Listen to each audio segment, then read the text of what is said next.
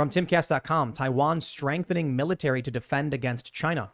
During a speech on Taiwan's National Day, October 10th, Taiwanese President Tsai Ing-wen warned that the country would be strengthening its military to defend Taiwan's sovereignty against the Chinese Communist Party, saying, after taking complete control of Hong Kong and suppressing democracy activists, the Beijing authorities also shifted away from the path of political and economic development that they had followed since reform and opening up began decades ago.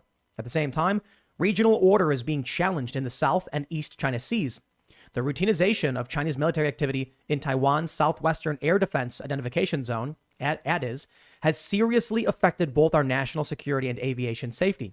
She stressed that Taiwan is willing to do its part to contribute to the peaceful development of the region, and that Taiwan's position on cross-strait relations remains the same.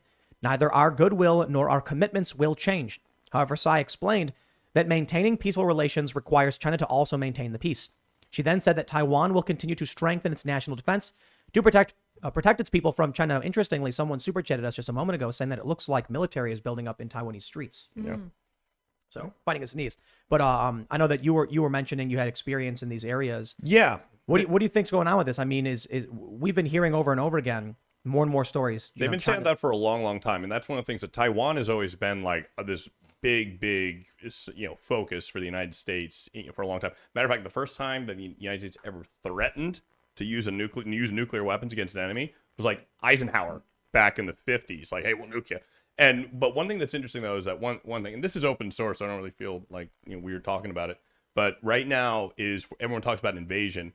A lot of folks might not appreciate that the Chinese currently don't have the sea lift capability, and it might not seem like much, but the thing is that one of the things they teach you with all the big the fancy war colleges and all this other stuff and all the big strategy stuff is that they call it the stopping power of water.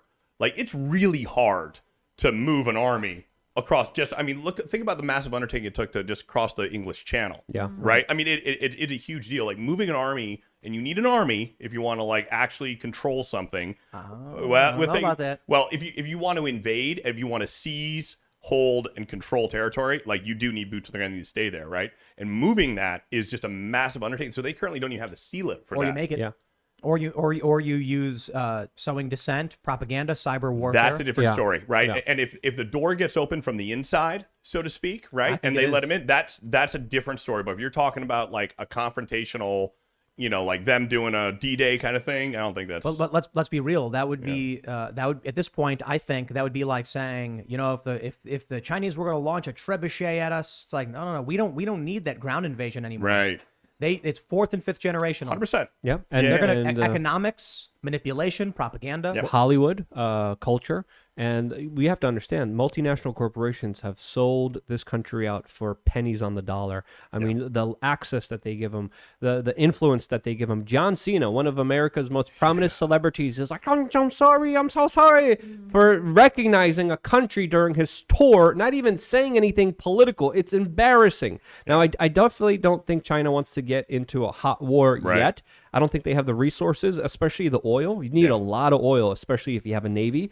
And there's going to be an energy crunch soon that a lot of people are going to wake up to, and it's going to be very difficult. But also at the same time, I'm also thinking, if you are China and you have the failed leadership of Joe Biden, you have his actions of just how horrible everything went in Afghanistan, you must be thinking to yourself, this is the most perfect, opportune time to do something very aggressive, because Biden is literally going to give us weapons, and he's going to give us all the information to all the people in that area, and he's going to give us all the help that he can when we attack Taiwan. Because that was his policy in Afghanistan. It was blundered almost deliberately.